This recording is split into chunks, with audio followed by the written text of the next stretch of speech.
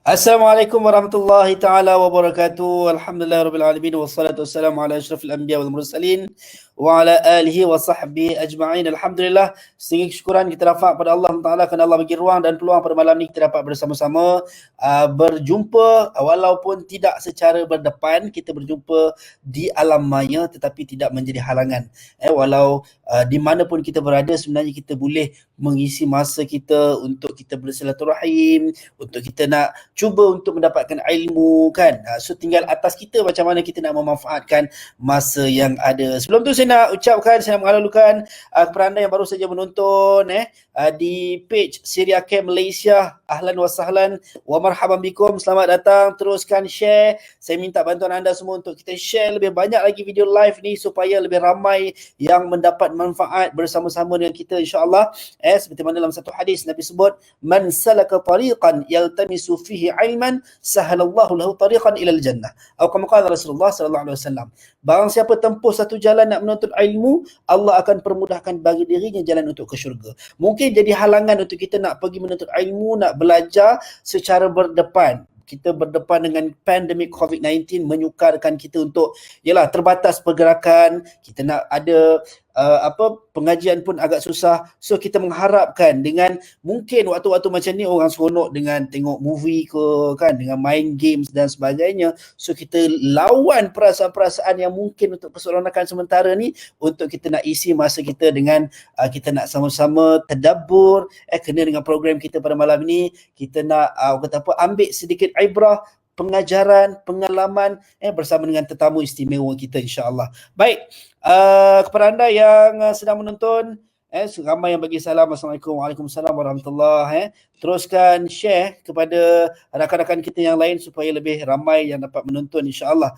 Baik, saya tak nak melengahkan masa lagi. So kita punya konsep malam ni kita nak bercerita adalah pasal satu topik yang saya yakin dah percaya semua orang dah tahu, seperti mana yang kita post di poster lah COVID-19 musibah atau nikmat. Kejap lagi kita akan bersama dengan tetamu istimewa. Cumanya saya nak bagi tahu dekat anda siap-siap, anda boleh tanya soalan secara terus. Kalau ada mungkin kemusykilan, ada persoalan-persoalan yang bermain di fikiran, nak dapatkan jawapan, boleh komen dekat ruangan komen dekat bawah. Nanti tim kita akan pick up soalan-soalan yang mana kita sempat, insya-Allah kita akan minta tetamu istimewa kita untuk menjawab. Alright, baik insya-Allah. Tuan-tuan dan puan yang sedang menonton pada ketika ini, saya tak nak lengahkan masa. Takut nanti orang akan cakap, saya tak nak tengok Azhar Hilmi kan, saya nak tengok tetamu kita pada malam ni insya-Allah. Baik, saya nak perkenalkan tetamu istimewa kita pada malam ni, Al-Fadhil Ustaz Abdul Muin Abdul Rahman. Assalamualaikum Ustaz. Waalaikumsalam warahmatullahi wabarakatuh. Apa khabar? Pihak Azhar? Alhamdulillah sihat. Ustaz sihat Ustaz? Alhamdulillah sihat walafiat. Masya-Allah. Apa khabar semua penonton? Itulah Ustaz. Di mana saja anda berada, saya berharap anda semua dalam sihat walafiat dan di dalam rahmat Allah Subhanahu wa taala. Amin insya-Allah. Baik, Ustaz, kalau kita tengok sekarang ni Ustaz, rakyat Malaysia, bukan setakat rakyat Malaysia lah, tapi di seluruh dunia semua kita berdepan dengan pandemik COVID-19 yang mana sedikit sebanyak daripada last year, daripada tahun lepas lagi, semua terkesan dari sudut ekonomi, dari sudut pembelajaran, dari sudut masa dengan keluarga dan sebagainya. Tambah-tambah barisan hadapan yang tak boleh nak balik berjumpa dengan keluarga disebabkan memenuhi tuntutan untuk nak bersama-sama memutuskan rantaian wabak COVID-19. Mungkin untuk awal ni sebagai mukadimah hanya Ustaz, COVID-19 musibah atau nikmat. Mungkin mukadimah daripada Al-Fadhil Ustaz untuk penonton-penonton kita insya-Allah Ustaz. Silakan Ustaz. Okey, terima kasih pada Pio Azhar Hilmi dan juga kepada penonton. Assalamualaikum warahmatullahi wabarakatuh. Semoga pertemuan kita walaupun secara di alam maya akan sentiasa dirahmati Allah Subhanahu wa taala. Sebagaimana disebut oleh hadis Nabi SAW, yarhamullahu wa ibadahu ar-ruhama. Allah akan sentiasa merahmati hamba-hambanya yang juga bersifat penyayang kepada semua orang. Semoga dengan kita mendengar, kita duduk seketika pada malam ini untuk mendengar sedikit sebanyak pandangan yang insya-Allah saya kutip daripada Al-Quranul Karim akan menjadi pencetus untuk kita lebih positif untuk menghadapi apa saja musibah dan antaranya ialah COVID-19. Okey. Berbalik pada soalan yang ditanya oleh Pio Azhar, COVID-19 musibah ataupun nikmat. Untuk menjawab soalan pertama, kita perlu fahami apa tujuan kita hidup. Bila kita tidak faham ataupun kita salah faham tentang tujuan hidup, maka kita juga akan memandang salah kepada apa saja yang berlaku di hadapan kita. Jadi yang paling penting, yang paling asas ialah kita kena faham apa matlamat kita hidup, apa tujuan Allah cipta kita. Okey, Allah sebut dalam surah Al-Mulk yang selalu kita baca, auzubillahi minasyaitonirrajim, allazi khalaqal mauta wal hayata liyabluwakum ayyukum ahsanu amala. Allah yang menciptakan kematian dan kehidupan. Apa tujuan? Liyabluwakum. Jadi kalau kita belajar bahasa Arab, lam ni dia panggil lam litta'lil, iaitu untuk memberitahu tujuan, untuk memberitahu objektif. Kenapa Allah cipta kita? Kenapa Allah cipta kehidupan dan kematian? Maka Allah jawab tujuannya ialah untuk menguji kita. Dan apa yang hasil Allah nak melihat daripada ujian ini? Ujian bukan matlamat. Ujian bukan matlamat. Ujian adalah satu proses. Matlamatnya ialah untuk Allah melihat ayyukum ahsanu amala. Siapakah amalan yang paling baik daripada kamu? Jadi kalau kita faham hidup adalah ujian, dan untuk Allah melihat siapakah paling baik amalan, daripada sini kalau asas kita berfikir jelas tentang matlamat hidup kita, maka semuanya adalah nikmat. Tapi kalau daripada asas lagi kita tak jelas apa tujuan hidup, kalau kita faham tujuan hidup untuk sihat, tujuan hidup untuk berseronok, tujuan hidup untuk bergembira, maka kita akan sentiasa bersedih. Sebab tidak ada gembira sepanjang masa, tidak ada sihat sepanjang masa. Sebab hidup adalah ujian. Jadi bagaimana kita menghadapi kehidupan, bagaimana kita menghadapi musibah, asasnya ialah bagaimana kita memahami tujuan kita hidup. Okey, jadi tujuan kita hidup ialah untuk diuji. Apa bentuk ujian? Kita boleh buka surah Al-Anbiya ayat 35. Allah berkata, kullu nafsin, auzubillahi minasyaitonirrajim, kullu nafsin za'iqatul maut. Setiap jiwa pasti akan mati. Setiap jiwa pasti akan mati. Sama ada dia mati kerana COVID-19 ke, ataupun mati mengejut. Sihat wal afiah, jauh daripada segala penyakit, umur pun masih muda, maka dia bila sampai ajalnya dia akan mati. Kemudian Allah berkata, innama nabluukum, kami akan menguji kamu. Apa bentuk ujian? Bisyarr, dengan syar mana keburukan ataupun perkara yang tidak disukai. Antaranya ialah COVID-19. Kemudian wal khair, dan dengan kebaikan. Semua itu adalah sebagai fitnah, sebagai cubaan. Kemudian Allah beritahu, wa ilaina turja'un, dan kesudahannya hanya kepada kami, iaitu Allah, kamu dikembalikan. Tengok proses Allah cipta kita, Allah cipta kehidupan, Allah cipta kematian untuk menguji kita. Jadi bentuk ujian ialah sama ada benda yang baik ataupun benda yang buruk. Tiada ada yang ketiga. Jadi ramai beranggapan ujian ialah apabila ditimpa musibah sahaja. Tak. Ujian Allah kata, nabluukum, kami menguji kamu. Satu, bisyarr, perkara yang musibah ataupun yang tidak disukai. Yang kedua, wal khair, dengan baik, dengan perkara yang baik. Kesihatan, harta, gembira dan sebagainya. Dan semua itu adalah, dua-dua adalah fitnah. Dua-dua adalah cubaan. Tapi Allah bagi tahu kesudahannya, wa ilaina turja'un, hanya kepada kami kamu akan dikembalikan. Okey. Jadi bentuk ujian ialah sama ada syar ataupun khair. Kemudian kita tengok juga firman Allah Subhanahu Wa Taala dalam surah Al-Hadid. Dalam surah Al-Hadid ayat 22. Penonton boleh membuka Al-Quran sebab kita tak akan menjadi baik ataupun lebih baik kalau hidup kita tidak berpandukan Al-Quran. Quran adalah pemandu yang terbaik, pemandu yang pasti yang akan memandu kita kepada syurga yang kekal abadi. Jadi boleh penonton boleh buka surah Al-Hadid ayat 22. Surah Al-Hadid ayat 22.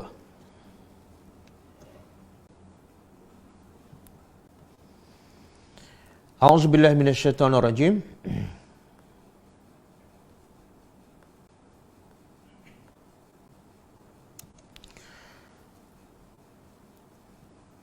Ma asaba min musibatin, tidak ada yang menimpa min musibatin, dari apa saja musibah umum. Allah tak sebut COVID-19. Musibah ni terlalu banyak dan terlalu umum.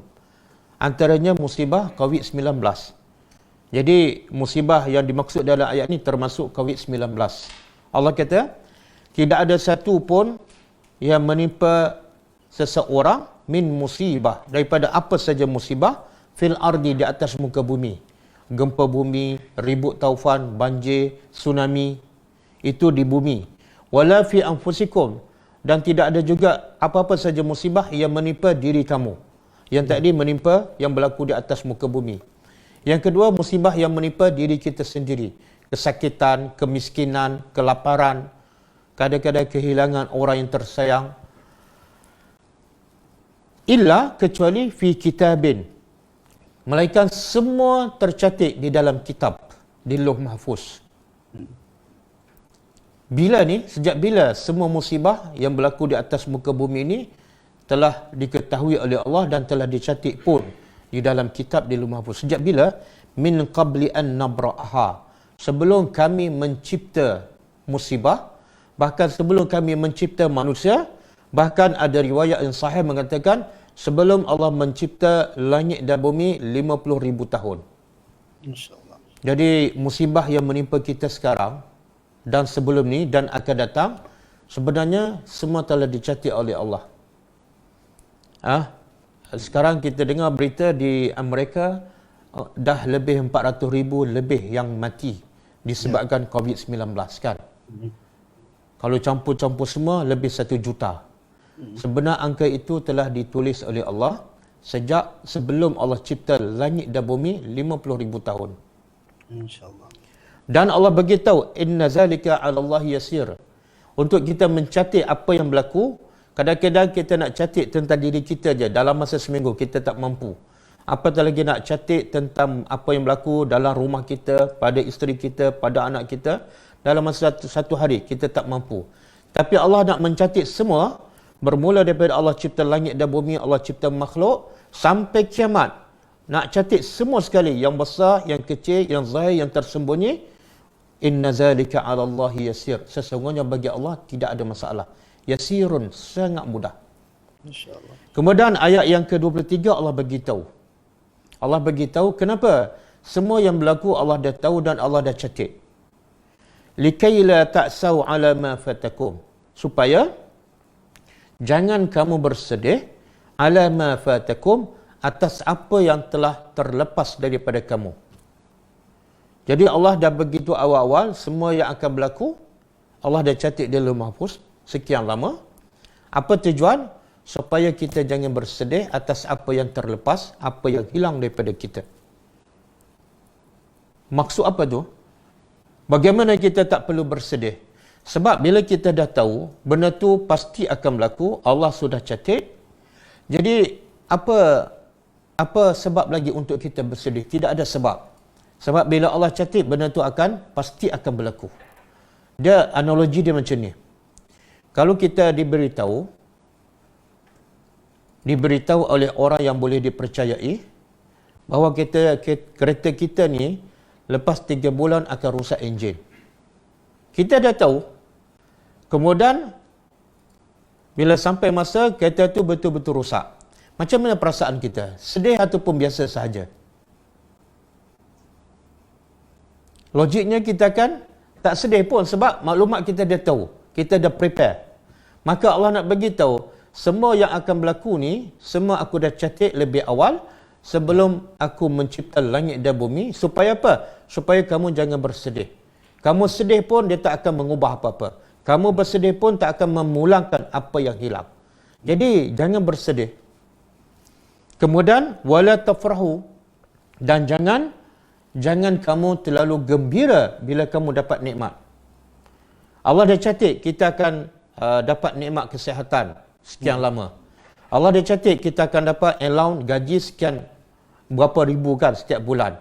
Allah dah catat kita dapat memiliki kereta yang mewah. Bila Allah catat ni sebelum Allah mencipta langit dan bumi 50,000 tahun. Kenapa Allah catat dan Allah bagi tahu kita bahawa dia telah catat apa yang kita akan dapat daripada nikmat supaya kita jangan sombong. Sebab kalau kamu sombong, ingat benda itu adalah daripada Allah. Allah dah catat, bukan daripada kamu. Bukan daripada kelebihan, kekuatan, kebijaksanaan kamu. Jangan berbangga. Wala tafrahu. Kalau kamu gembira ke, kamu tak gembira ke, benda tu pasti akan berlaku. Dan bila berlaku, bukan sebab kamu ada kelebihan. Tapi sebagaimana Allah sebut dalam surah Al-Fajr, bila Allah bagi nikmat, Allah nak menguji. Jadi nikmat bukan satu anugerah. Nikmat adalah satu ujian yang perlu kita berhati-hati. Bukan kita bergembira ataupun berseronok. Kemudian Allah kata, maaf saya mencelah Ustaz. Boleh Ustaz? Ya, boleh. Baik Ustaz.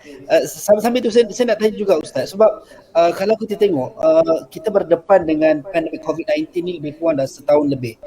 Ramai kalau ikut data statistik rakyat Malaysia sendiri hampir setiap bulan lebih kurang 30 kes yang dilaporkan nak bunuh diri sebab depression, sebab ada yang sampai cakap macam bolehlah cakap sabar, bolehlah cakap bertenang, tapi kita orang yang berdepan dengan hilang pekerjaan, tak ada sumber pendapatan.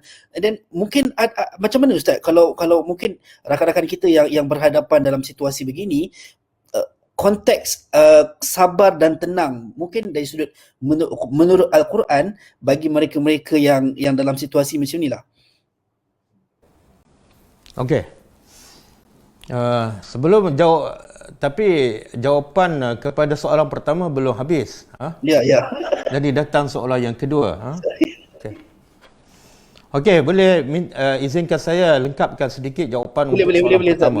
Iaitu persoalan COVID-19 musibah ataupun nikmat. Ya. Sebenarnya soalan kedua tu bergantung kepada setakat mana kita faham kepada soalan yang pertama. Ya. Okey.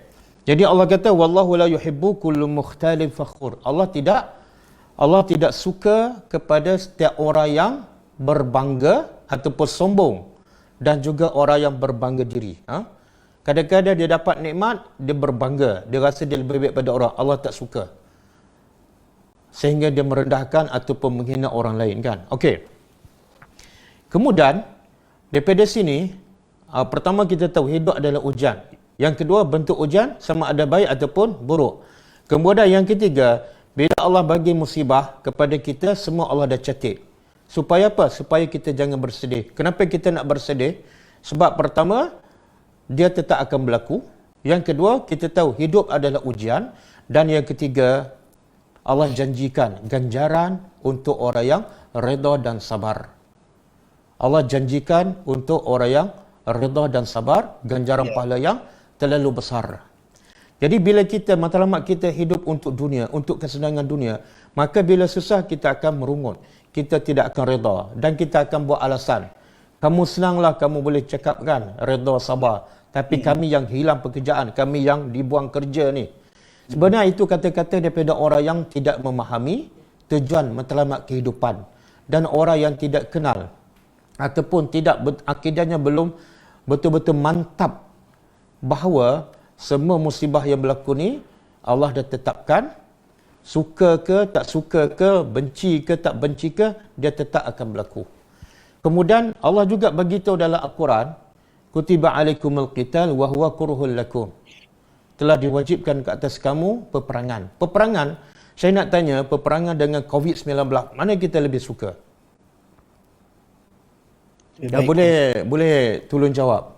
Antara peperangan dengan COVID-19, yang mana kita lebih suka? Mungkin COVID kot. COVID kita lebih suka? Mana COVID pun ada juga sukalah. Better COVID ataupun kot. saya tukar soalan, yang mana kita lebih tak suka? Peperangan ataupun COVID-19? Peperangan. Peperangan lebih tak sukalah. Ya. Okey, kenapa? Sebab dia Macam COVID ni dia benda yang kita bukan daripada, maksudnya kita tak nampak benda tu. Dan kalau macam peperangan ni dia akan berlaku kekejaman depan mata, mungkin akan berlaku pembunuhan anak, pembunuhan ibu. So benda yang dari sudut kemanusiaan tu saya rasa tak boleh peperangan kot. Okey. Okey. Tapi dalam ayat tu surah Baqarah Allah kata kutiba alaikumul qital, diwajibkan ke atas kamu peperangan. Wa huwa kurhul lakum, walaupun peperangan itu tidak disukai. Allah tahu manusia tak suka peperangan.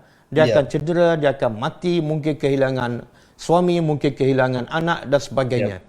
Jadi Allah tahu memang manusia tak suka peperangan, tapi Allah wajibkan.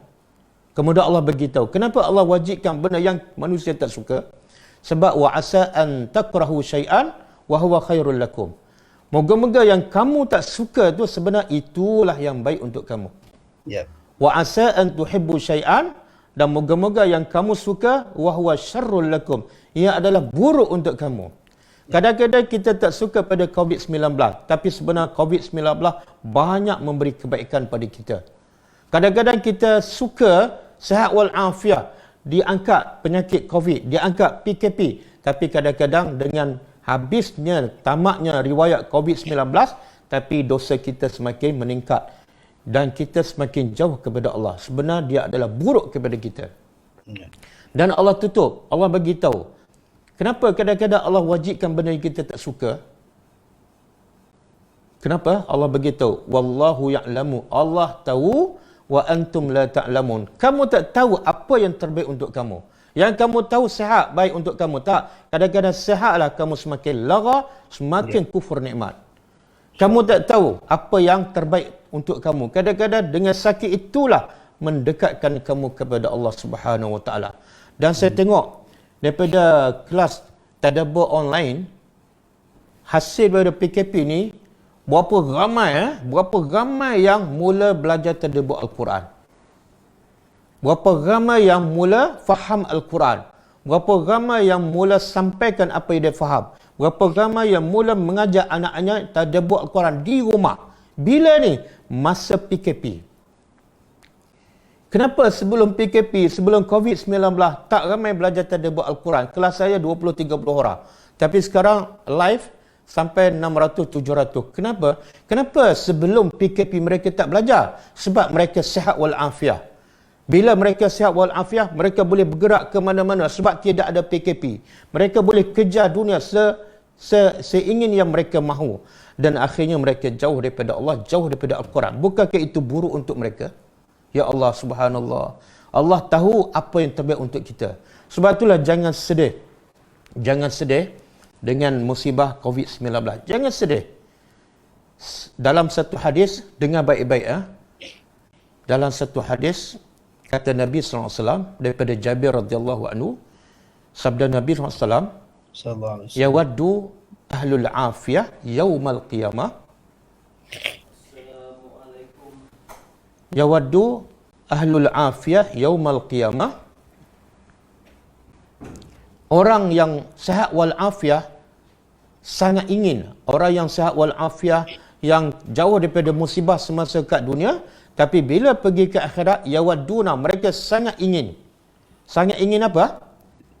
Bila mereka melihat ahlul bala, orang yang sentiasa diuji di akhirat, di dunia, diuji dengan kemiskinan, kelaparan, apa lagi, musibah penyakit, dengan COVID-19, kadang-kadang satu family.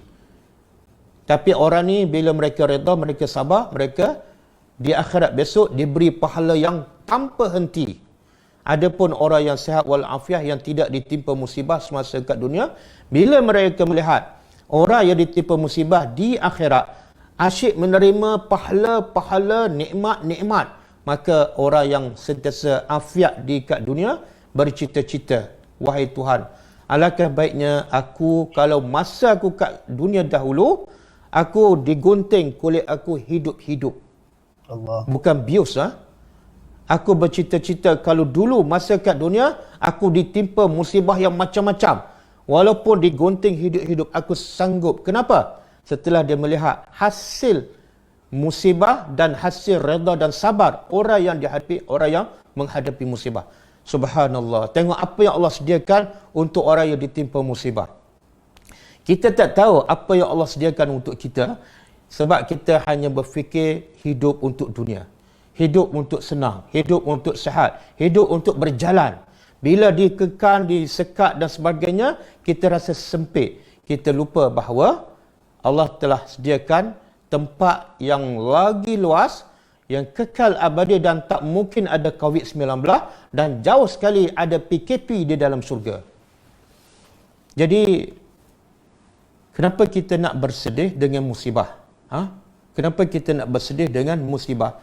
Allah sebut dalam satu hadis juga, dengar, kadang-kadang dengan kita mendengar Al-Quran, kita faham hadis-hadis Nabi, akan menjadikan hati kita tenang, akan menjadikan kita redha, akan menjadikan kita sabar walaupun hilang pekerjaan. Satu hadis Nabi kata, inna izama al-jazai min izami al-bala'i wa inna Allah iza ahabba qauman ibtalahum faman radiya falahu ridha wa man sakhita falahu as-sakhtu. Maksudnya, kata Nabi SAW, sesungguhnya izami al-jaza, ganjaran balasan yang besar. Siapa nak gaji besar? Siapa yang nak antara gaji kecil ataupun gaji besar? Dia pasti akan jawab nak gaji besar. Maka Nabi bagi tahu, siapa yang nak gaji pahala yang paling besar dari sisi Allah, bukan dari sisi manusia. Dari sisi manusia, walaupun 1 juta 1 bulan, sebenarnya terlalu kecil bila dibanding dengan apa yang disediakan oleh Allah. Jadi Nabi kata, siapa yang nak pahala yang besar, gaji yang sangat besar di sisi Allah, maka mestilah bersedia untuk diuji dengan ujian yang besar. Dan kemudian kata Nabi, sesiapa yang Allah suka pada seseorang itu, maka Allah akan bagi ujian. Untuk apa? Untuk diberi allowance, gaji, pahala yang sangat besar. Jadi cara Allah sayang pada seseorang, Allah bagi gaji besar. Dan untuk mendapat gaji besar, ialah dengan ujian. Kemudian Allah beritahu, Nabi beritahu, siapa yang reda dengan ujian, dia dapat apa?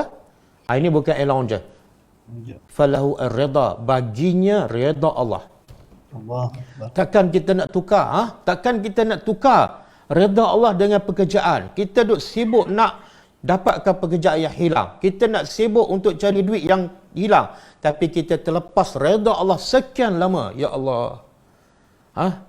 Kadang-kadang Allah nak bagi benda yang sangat mahal, sangat besar. Allah tarik satu benda daripada kita. Allah tarik apa? Pekerjaan. Selama ni kita bekerja, tapi kita tak dapat yang lebih mahal, iaitu reda Allah. Percayalah, kerana manusia sihatlah, kerana manusia banyak hartalah, antara punca manusia semakin kufur kepada Allah. Antara punca manusia tidak bersyukur kepada Allah. Maka Allah sayang kepada hamba-Nya. Allah nak jadikan manusia ni dekat kepadanya. Allah nak jadikan manusia sentiasa bersyukur dengan nikmat-nikmat yang sentiasa didapatinya. Maka Allah bagi ujian. Dengan ujian dia reda. Maka dengan reda dia dapat apa? Reda Allah. Dan ingat, Nabi bagi amaran. Faman sakhita, bila diuji, dia murka, dia marah, dia mengamuk, maka falahu as-sakhtu, baginya kemurkaan Allah. Kita ada 2 pilihan sahaja dalam hidup. Nak reda Allah ataupun nak murka Allah. Jangan fikir pasal allowance. Jangan fikir pasal allowance. Sebab tu Allah sebut dalam Al-Quran kan, wa ma khalaqtul jinna wal ins illa liya'budun. Aku tidak ciptakan manusia dan jin melainkan untuk mereka sembah aku. Lepas tu Allah sebut apa? Wa ma uridu an yut'imuni wa ma uridu min rizqin wa ma uridu min an yut'imuni. Aku tidak mahu pun rezeki daripada mereka dan aku tidak mahu mereka bagi makan pada aku. Bahkan nahnu narzukukum, kami yang bagi rezeki pada kamu. Tengok, lepas ibadah Allah kata pasal rezeki. Sebab apa? Kenapa lepas ibadah Allah cerita pasal rezeki? Sebab Allah tahu ramai manusia tak sembah Allah sebab takut rezeki. Maka Allah bagi jaminan. Kalau kamu betul-betul sembah aku jamin rezeki.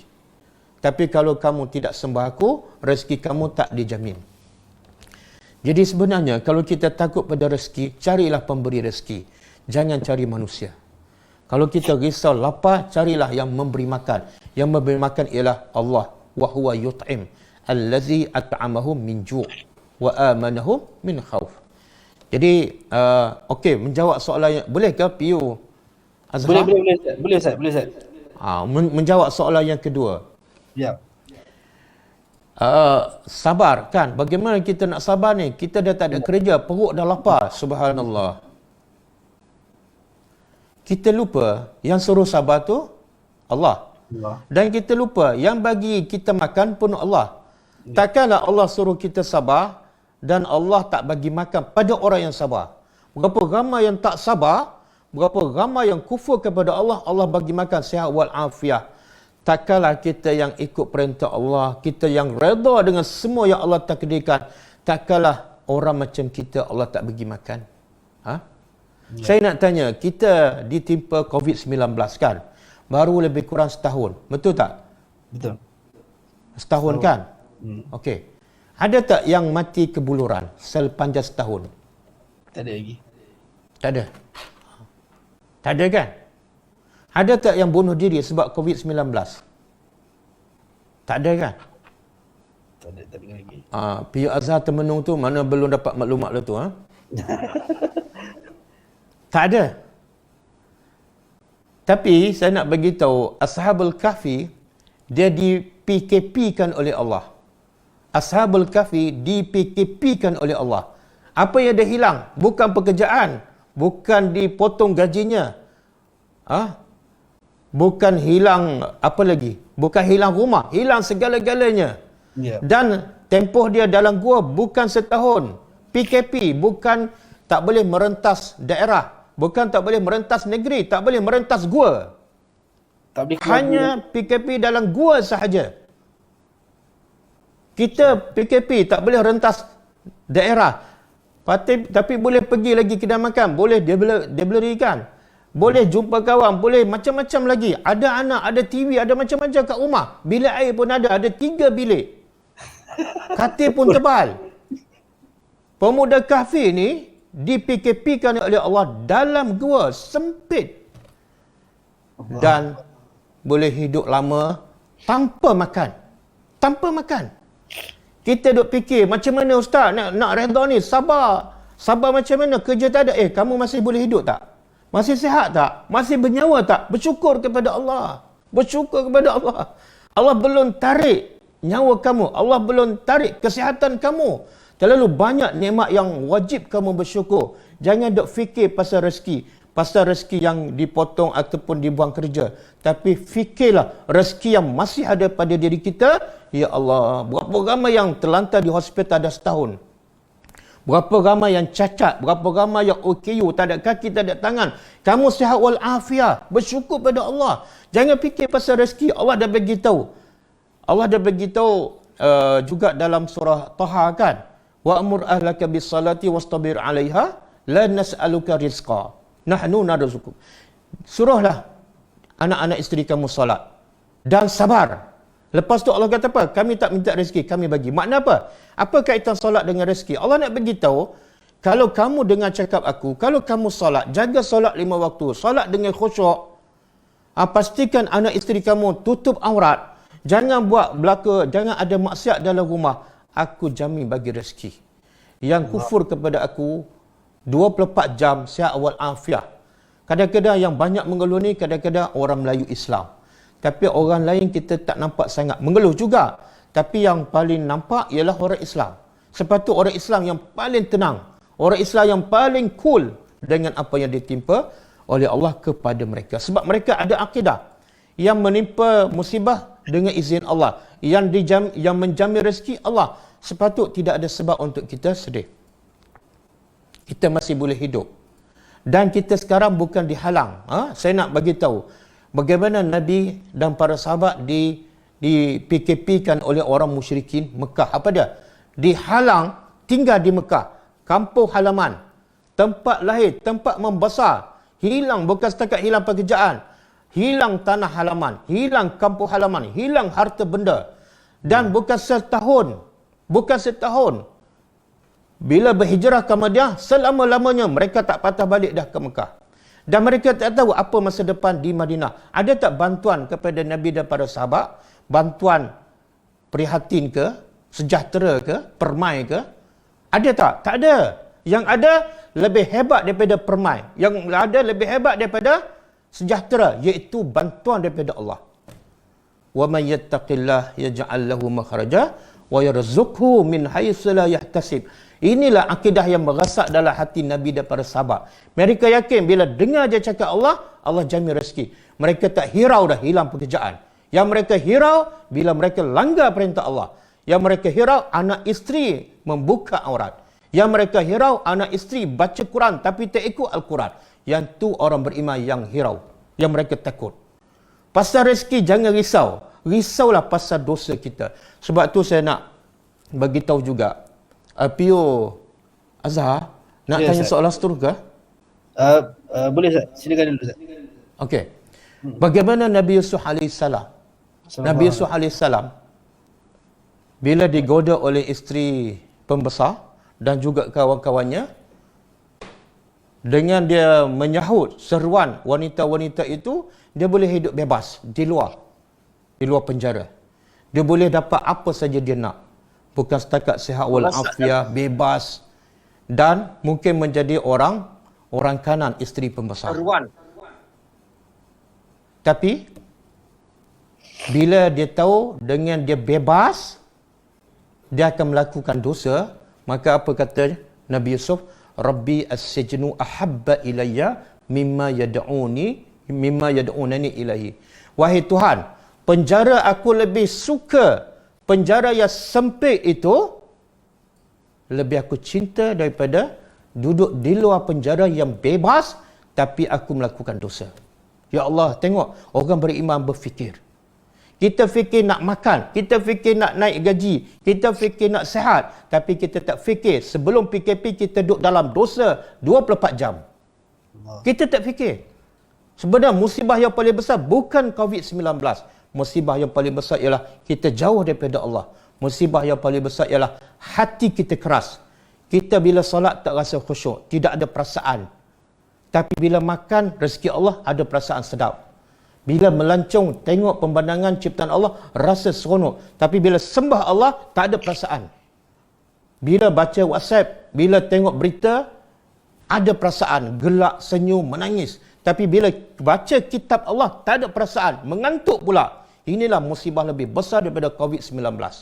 Allah sebut dalam surah Az-Zumar, فَوَيْلٌ لِلْقَاسِيَةِ قُلُوبُهُمْ عَنْ ذِكْرِ اللَّهِ. Celakalah orang yang hatinya keras. Tidak ada ayat yang mengatakan celakalah atas musibah. Musibah bukan celaka. Musibah bukan celaka. Bahkan musibah adalah satu proses untuk menguji manusia sama ada dia beriman kepada Allah ataupun tak. Sebab tu Nabi sebut ajaban li amril mu'min. Aku rasa kagum dengan urusan orang beriman. Nabi kagum. Apa yang Nabi kagum? Orang beriman ada bangunan pencakar langit? Bukan. Apa yang Nabi kagum? Orang beriman memiliki kereta mewah? Bukan.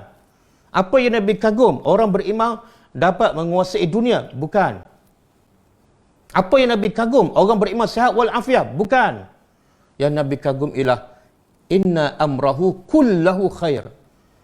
Sesungguhnya urusan orang beriman semuanya, kalau kita belajar bahasa Arab, kullahu, tidak ada yang terkecuali. Semuanya baginya adalah khair, baik.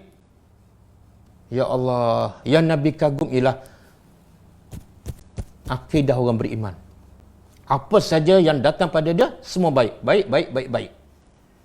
Tidak ada buruk. Kemudian Nabi huraikan. Nabi sebut lagi, wa zalika la yakuna illa lil mu'min. Perkara ini tak mungkin berlaku kecuali kepada orang yang mukmin sahaja.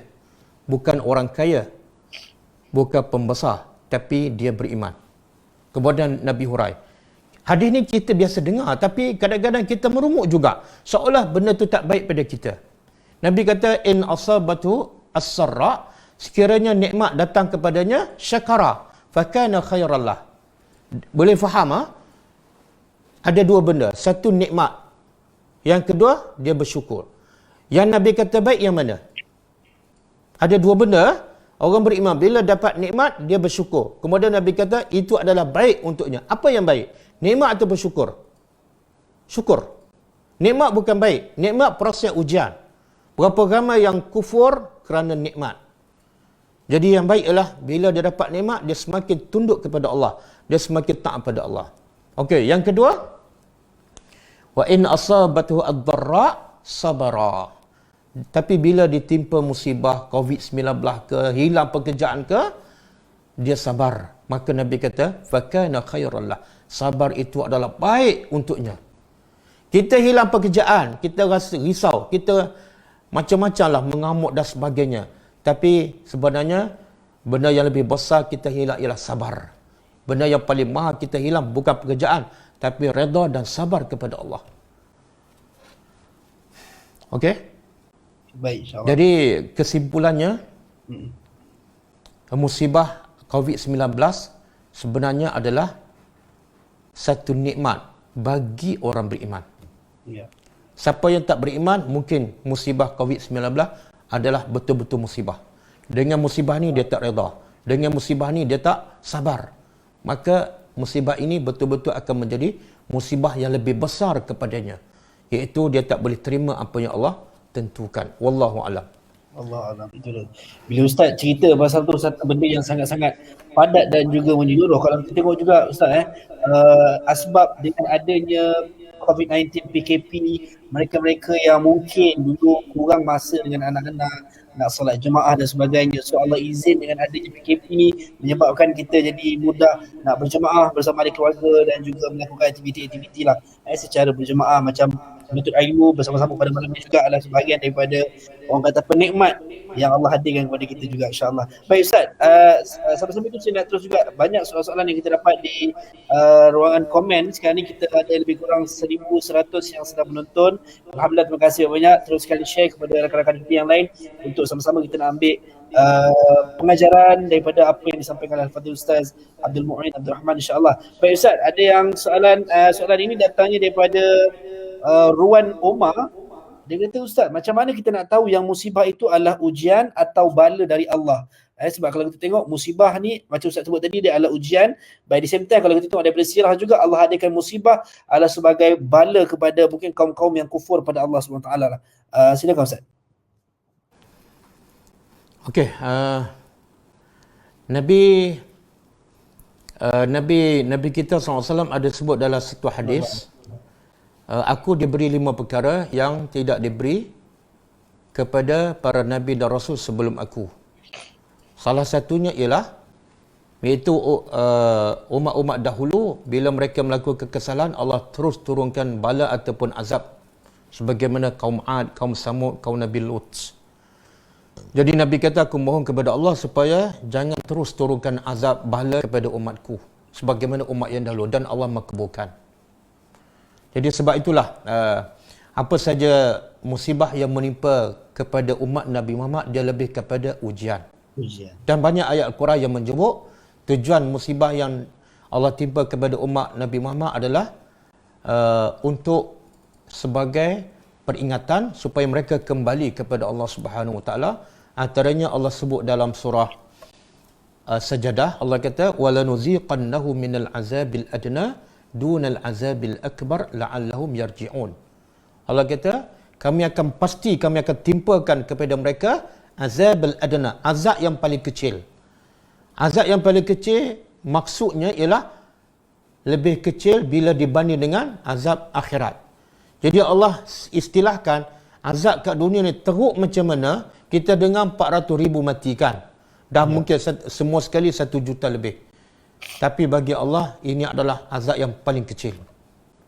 Kadang-kadang kita terkejut dengan angka di Amerika saja 400,000 mati. Padahal tempoh mati lebih kurang setahun.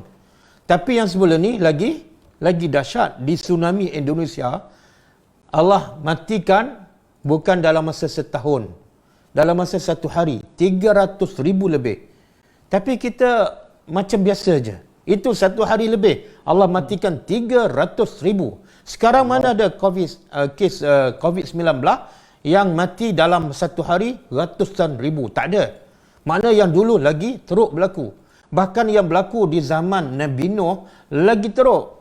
Yang berlaku di zaman Nabi Nuh lagi teruk. Apa dah? Allah matikan semua sekali. Tidak ada seorang pun yang tinggal di atas muka bumi kecuali yang beriman yang naik kapal. Lagi dahsyat. Jadi bila kita baca apa yang Allah timpa pada umat dahulu, maka apa yang berlaku pada hari ini kita rasa alah kecil sahaja. Ini hasil doa Nabi kita Muhammad SAW, iaitu apa saja kekufuran, kesyirikan yang dilakukan oleh umat Nabi Muhammad, Allah tak timpakan terus. Kalau Allah timpakan, maka musibah bala yang paling besar dan utama berlaku di mana? Di Israel, di Amerika. Tapi tengok-tengok musibah besar berlaku di Indonesia, di Somalia, di Sudan, kan? Maknanya musibah yang menimpa sekarang lebih kepada la'allahum yarji'un, supaya manusia kembali kepada Allah. Supaya manusia kembali kepada Allah. Dan Allah juga sebut, Allah timpakan musibah, tujuannya dalam surah Rum ayat 40. Allah kata apa? Zaharal fasadu fil barri wal bahri bima kasabat aydin nas liyuziqahum ba'dal ladzi amilu la'allahum yarji'un. Semua berlaku kerusakan di atas muka bumi ni, termasuklah COVID-19, termasuklah kita kena, mungkin satu masa kita dipaksa ambil vaksin. Semua tu berlaku, Allah kata, bima kasabat aydin nas, dengan sebab dosa-dosa yang dilakukan oleh manusia. Supaya apa? Supaya apa? Liyuziqa ba'dal ladzi amilu, supaya Allah rasakan dengan sebab amalan ba'da amilu, sebahagian amalan yang mereka lakukan. Allah tak kata Allah balas untuk semua amalan, tak. Allah balas musibah ni adalah hanya sebahagian dosa yang mereka lakukan. Kalau Allah nak balas dengan semua dosa manusia, apa berlaku?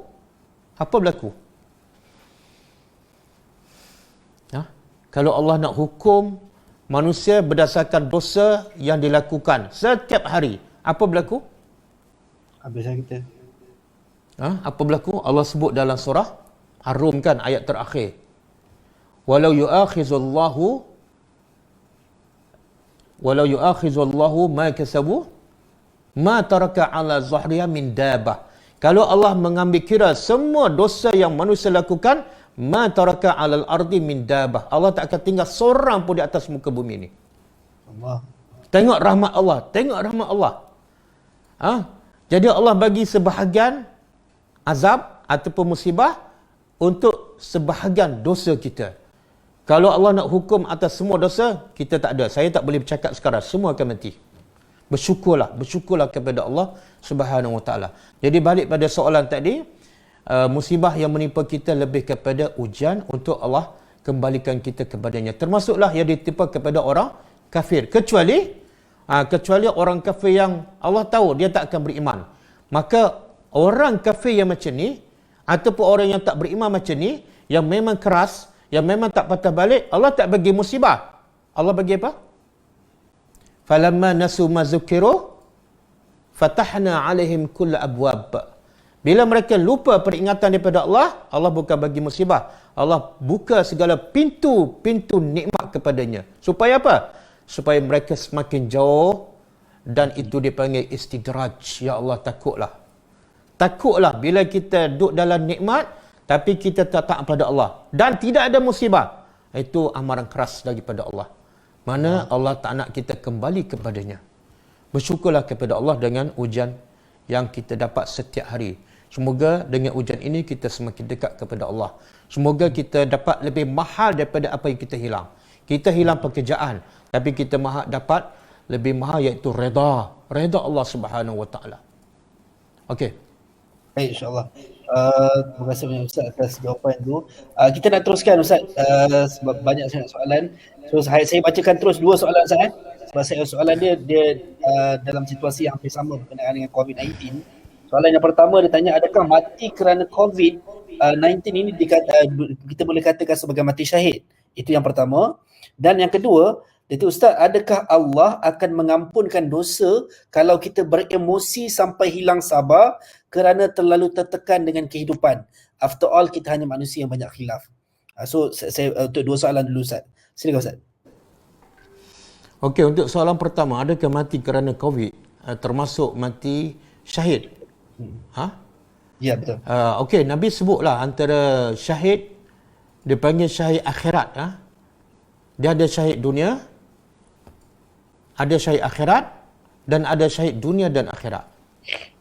Kadang-kadang sebahagian orang dia tersilap faham. Syahid dunia dan akhirat ialah orang yang mati dalam peperangan untuk menegakkan Islam, iaitu peperangan antara tentera Islam dengan tentera yang bukan Islam dengan tujuan untuk menegakkan agama Allah. Maka orang ni akan dapat darjah syahid dunia dan akhirat. Kat dunia kelebihannya apa? Dia tak perlu dimandi, tak perlu dikafan, tak perlu disolat. Terus tanam macam tu je. Sebab dia diampunkan semua dosa. Dan di akhirat dia akan dapat banyak kelebihan. Okey, yang kedua, syahid akhirat sahaja. Iaitu yang Nabi sebut, yang mati sakit perut, yang mati jatuh bangunan, yang mati lemas, yang mati terbakar, yang mati ditimpa bangunan. Dan kata ulama, walaupun Nabi sebut 4-5 sahaja, tapi sebenarnya Nabi nak bagi contoh. Iaitu, siapa saja yang mati kerana betul-betul terseksa, maka dia termasuk dalam golongan mereka yang mati syahid akhirat. Kalau dia mati kerana COVID-19 dan itu satu penyiksaan baginya, tapi dia reda, maka insya-Allah dia akan termasuk dalam golongan orang yang mati syahid akhirat. Syahid akhirat, kenapa tak ada dunia? Sebab orang ni kalau mati sakit perut ke, mati terbakar ke, kalau jumpa mayat dia, kena buat macam biasa. Kena mandi, kena solat dan kena kebumikan macam biasa. Maknanya kat dunia dia tak dapat. Tapi di akhirat dia akan dapat kelebihan syahid. Sebab tu orang macam ni dia panggil syahid akhirat. Okey, yang ketiga, orang yang mati syahid dunia. Orang yang mati syahid dunia ialah orang yang mati dalam peperangan fi sabilillah pada zahirnya menentang orang kafir, tiba-tiba dia mati. Tapi niat dia bukan kerana Allah. Niat dia bukan kerana Allah. Maka dia dapat kelebihan syahid dunia, iaitu dia tak dimandikan, tak dikafankan dan tak disolatkan. Tapi di akhirat dia langsung tak akan dapat kelebihan syahid. Sebab dia mati bukan kerana Allah Subhanahu Wa Taala. Okey. Soalan yang kedua apa dia? Soalan yang kedua, dia kata, Ustaz, adakah Allah akan ampunkan dosa kalau kita beremosi sampai kita hilang sabar sebab terlalu tertekan dengan kehidupan? Tak, dia kalau kita emosi, kita marah kan, hilang sabar, satu dosa. Sebab tu Nabi kata tadi dalam satu hadis, siapa yang redha dengan musibah, dia akan dapat redha. Siapa yang marah, dia akan dapat kemurkaan Allah. Mana dosa. Tapi kalau dia sedar, dia bertaubat, Allah Maha Pengampun. Allah Maha Pengampun. Allah kata dalam Al-Quran, Ya ibadiyallazina asrafu ala anfusihim, la taqnatu min rahmatillah. Innallaha yaghfiru dzunuba jami'ah. Allah kata, wahai hambaku yang melampau. Allah sebut melampau, bukan setakat buat dosa ni. Kalau melampau tu mungkin buat dosa besar. Maka Allah kata apa pada orang ni yang melampau ni? Jangan sekali-kali berputus asa daripada rahmat Allah. Kenapa? Sebab Allah mengampunkan semua dosa-dosa hambanya bila dia bertobat. Jadi kalau kita emosi, kita marah kan, kemudian kita sedar kita bertobat, insya-Allah Allah terima taubat. Kena bersangka baik pada Allah. Dan Nabi sebut dalam satu hadis, at-taibu minaz zambi kaman la zambalahu. Orang yang benar-benar bertaubat, maka seperti orang yang tidak ada dosa, zero. Wallahu a'lam. Allahu akbar, Allahu akbar. Insya-Allah. Baik, terima kasih Ustaz. Ustaz, kita teruskan dengan soalan yang seterusnya Ustaz. Ditanya oleh penonton kita juga, dia kata, macam mana Ustaz kita nak bezakan orang yang tolak dunia untuk kejar akhirat dengan orang yang sebenarnya malas nak cari rezeki, Ustaz? Dia tanya, macam mana kita nak bezakan orang yang tolak dunia untuk kejar akhirat dengan orang yang sebenarnya memang dia malas nak cari rezeki? Orang tolak dunia untuk kejar akhirat. Yang kedua, orang malas nak cari rezeki. Malas nak cari rezeki. Sebenarnya dua-dua tak betul. Ya. Dua-dua tak betul. Kalau dia tolak dunia alasan nak kejar akhirat, salah. Macam mana kamu tolak dunia, sedangkan dunia adalah mazra'atul akhirah. Dunia sebagai tempat nak cari ganjaran pahala di akhirat. Kalau kamu tolak akhirat, seolah kamu nak pergi seberang sungai sana tapi kamu bakar jambatan. Dunia adalah jambatan, jangan tolak. Bahkan Allah kata apa? Wabtaghi fima atakallahu ad-daral akhirah. Allah kata carilah negeri akhirat, bukan tolak dunia. Carilah akhirat fima atakallah dengan dunia yang Allah bagi pada kamu. Subhanallah. Allah. Bila kita faham Quran cukup jelas, clear. Jangan tolak dunia. Siapa tolak dunia, dia tak akan sampai akhirat. Allah kata, gunakan dunia untuk cari akhirat. Okey, itu yang betul. Kemudian yang malas cari rezeki itu memang tak betul lah. Sebab itulah Nabi ajar kita, salah satu nak buang sifat malas, baca doa. Salah satulah usaha. Allahumma inni a'udzubika minal ajzi wal kasal. Ya Allah, aku berlindung kepada engkau daripada sifat ajzi, lemah, wal kasal, dan malas. Jadi malas ni satu penyakit yang sangat-sangat bahaya dan menyebabkan kita malas, macam malas nak masuk syurga lah. Ya. Masuk akal tak kita malas nak masuk syurga? Siapa yang malas beribadat sebenarnya dia malas nak masuk syurga. Kalau dia malas nak bekerja pun dah bahaya, dah merugikan hidupnya. Apatah lagi malas beribadat, lagilah maksudnya dia malas nak masuk syurga. Jom kita masuk syurga, malaslah. Okey, kamu tak ada pilihan. Kalau malas nak masuk syurga, silakan ke neraka. InsyaAllah. Okey, wallahu a'lam. Dah menjawab dua soalan ah? Ya, menjawab Ustaz. Okey, kita ambil lagi satu soalan Ustaz. Daripada Liana Murni, dia tanya, apa pandangan Ustaz apabila ada sesetengah orang berpendapat COVID-19 ni sebenarnya adalah ciptaan manusia yang mana sengaja untuk melemahkan umat Islam kerana kita terpaksa solat jarak 1 meter, kita tak boleh ke masjid, tak dapat nak solat berjemaah, surau sunyi tanpa aktiviti. So, apa pandangan Ustaz? Pandangan saya ialah pandangan Al-Quran. Apa yang Allah cakap, itulah pandangan saya. Okey? Allah sebut apa dalam surah Ali Imran? Saya nak sebut ini penyakit ni. Penyakit apa ni? Penyakit suka salahkan orang. Bila ada musibah, dia salahkan. Ini orang. Ini konspirasi. Makna apa? Dia tak salah. Ini penyakit. Dan sifu kepada penyakit ni siapa? Syaitan. Syaitan bila Allah laknatnya, dia salahkan siapa? Allah sebut dalam surah Al-Hijr surah Al-A'raf ayat 16. Kata syaitan kepada Allah, fabima aghwaytani, dengar, demi Allah, dengan sebab engkau menyesatkan aku. Syaitan salahkan Tuhan. Padahal Allah dah bagi pilihan sujud kepada Adam. Kalau kamu sujud, kamu dapat hidayat. Tapi kalau kamu engkar, itu pilihan kamu akan sesat. Maka dia engkar, Allah pun laknat. Tiba-tiba dia kata, dengan sebab engkau menyesatkan aku, maka la'aqudanna lahum siratakal mustaqim. Aku akan sesatkan hamba-hamba engkau. Jadi perangai yang suka salahkan orang ialah perangai iblis. Satu. Yang kedua, kita boleh buka surah Ali Imran ayat 165. Surah Ali Imran ayat 165. Allah kata apa? A'udzubillahi minasyaitonirrajim. Awalamma asabatkum musibatun qad asabtum mislaiha qultum anna hadza qul huwa min 'indi anfusikum innallaha ala kulli syai'in qadir.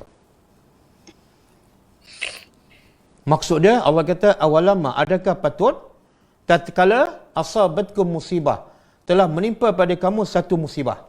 Ini sebab turun ayat ialah kisah peperangan Uhud, iaitu musibah menimpa orang Islam. Apa dia? Mereka kalah di pusingan pertama. Nabi cedera, patah gigi, dan sahabat Nabi 70 orang mati syahid. Termasuklah pakcik Nabi yang disayangi, iaitu Hamzah bin Abdul Muttalib. Jadi Allah tegur, adakah patut setelah musibah menimpa kamu, iaitu kamu kalah dalam peperangan Uhud, yang qad asabtum mislaiha, yang juga kamu telah timpakan musibah yang lebih kurang sama kepada orang musyrikin dalam peperangan Badar. Dalam peperangan Badar, orang musyrikin mati 70 orang. Kemudian dalam peperangan Uhud, orang Islam pula mati syahid 70 orang. Dan orang musyrikin dalam peperangan Badar ditawan 70. Mana sekali ganda. Jadi Allah kata, adakah patut bila musibah menimpa kamu, yang musibah lebih kurang sama juga menimpa orang musyrikin sebelum ini dalam peperangan Badar, maka tiba-tiba dengan musibah ni, apa sikap kamu? Qultum anna haza. Kamu berkata, anna haza. Bagaimana musibah ni boleh menimpa kami? Bagaimana kita boleh kalah sedangkan kita orang beriman dan melawan kita orang yang kufur kepada Allah? Bagaimana kita boleh kalah sedangkan ketua kita adalah Rasulullah, manusia yang teragung, manusia yang terhebat, Rasulullah, utusan Allah, kekasih Allah, bersama kita, memimpin kita. Lawan pula musuh Allah. Macam mana kita boleh kalah? Sahabat tertanya-tanya, apa punca musibah ni? Maka Allah jawab, Qul huwa min indi anfusikum. Katalah wahai Muhammad, musibah ni bukan sebab orang musyrikin Mekah. Bukan sebab konspirasi Yahudi. Bukan sebab konspirasi orang munafik. Tapi huwa min indi anfusikum. Musibah ni punca daripada diri kamu sendiri. Orang Islam punca musibah, maka Allah bagi hukum kat dunia. Apa kesalahan orang beriman dalam peperangan Uhud? Apa kesalahannya? Apa dia? Ambil pengajaran. Ya. Apa kesalahan dan berapa kesalahan? Kesalahannya satu je, iaitu mereka langgar perintah Nabi. Satu perintah sahaja. Nabi kata kepada pasukan pemanah, kekal di atas bukit pemanah ni. Walaupun apa berlaku, menang ke kalah, jangan bergerak. Walaupun musuh dah cabut lari, jangan bergerak. Itu je arahan, simple je. Tapi bila nampak musuh lari dan mereka meninggalkan harta rampasan, masa itu dia lupa perintah Rasul. Mereka lupa perintah Allah. Mereka lupa perintah Rasul adalah perintah Allah. Sebab apa? Tertipu dengan dunia. Dan dunianya apa dia? Dunianya apa? 1 bilion? Bukan. Harta rampasan kecil je. Dengan sebab harta rampasan yang kecil, mereka tertipu, lupa perintah Allah. Satu je perintah Allah dan Rasul, mereka langgar, terus Allah turunkan musibah. Jadi Allah nak mengajar Nabi dan para sahabat dan kita semua. Semua masalah berlaku punca dari kita. Bukan orang luar. Bukan konspirasi Yahudi. Jangan salahkan Yahudi. Memang kerja Yahudi merancang nak hancurkan Islam. Bukan hari ini. Bukan tahun lepas. Sejak zaman Nabi Muhammad lagi. Dah 1400 tahun. Kenapa kita baru sedar sekarang? Mereka dah lama merancang nak hancurkan Islam. Bukan baru. Jadi kenapa timbulkan isu COVID-19, vaksin perancangan Yahudi? Kenapa? Adakah mereka baru tersedar nak merancang, nak menipu umat Islam? Tak. Allah dah sebut lama. Walan tarda ankal yahud walan nasara hatta tattabi'a millatahum. Allah dah sebut dalam Quran. Orang Yahudi dan Nasara tidak sekali-kali reda sehinggalah kamu ikut agama dia. Kalau setakat vaksin, setakat COVID-19 tak main lah. Orang Yahudi nak kita ikut agama mereka. Kalau setakat COVID tak ada masalah. Sebelum ni ramai tak orang Islam yang ikut terpengaruh dengan mereka. Walaupun belum ada COVID-19. Ramai tak? Ya dah jutaan. Kenapa kita baru terkejut konspirasi Yahudi pasal COVID ataupun vaksin? Kenapa? Sedangkan orang kafir ni, perancangan utama mereka bukan melalui vaksin, bukan melalui COVID-19. Perancangan utama mereka apa dia? Yang Allah rakam dalam Al-Quran. Allah sebut dalam surah Fussilat, wa qala allazina kafaru la tasma'u li hadzal Qur'an walghaw fihi la'allakum taghlibun. Allah rakamkan bagaimana perancangan orang kafir sejak zaman Nabi sampai bila-bila.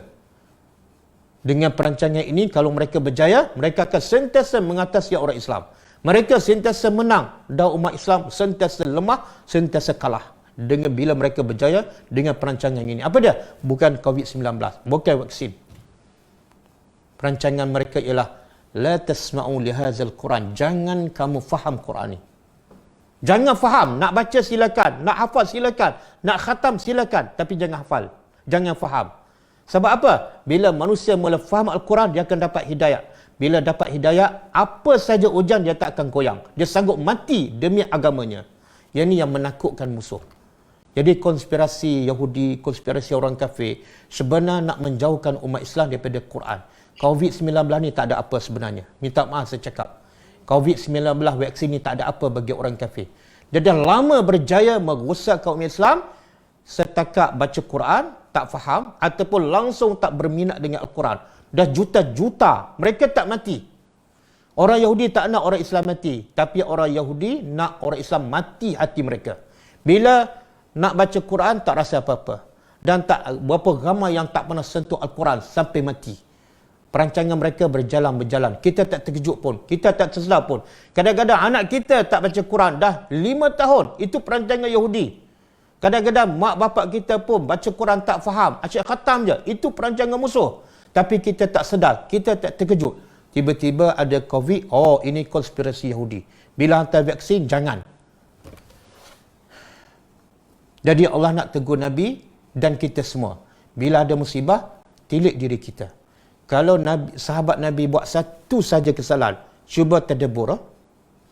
Sahabat Nabi hanya langgar satu je perintah, terus Allah hukum dengan musibah, kalah.